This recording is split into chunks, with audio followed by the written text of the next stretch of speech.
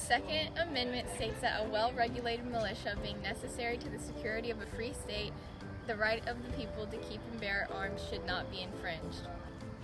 In other words, this amendment gives citizens the right to bear arms or possess legal weapons.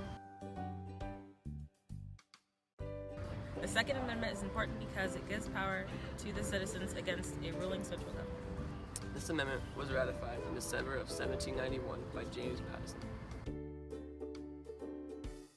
Madison proposed this amendment shortly after the Constitution was ratified as a compromise between the Federalists and Anti-Federalists. This compromise was a way to give citizens the opportunity to fight back against a dominant government and to defend themselves.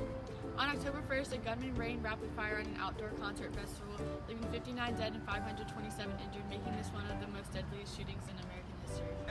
Police found 23 guns and several pounds of explosive material in the gunman's hotel at his home in Nevada.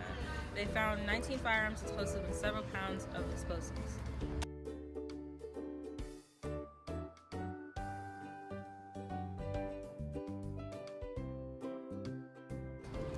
The 1997 North Hollywood shooting was an armed confrontation between two heavily armed bank robbers and members of the LAPD. The robbers were killed and 20 innocents were injured.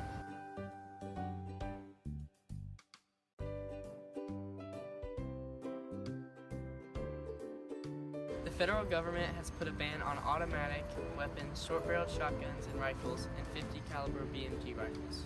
In 1876, the Supreme Court ruled that only one federal government could prohibit gun ownership after the case of the U.S. versus Cruikshank.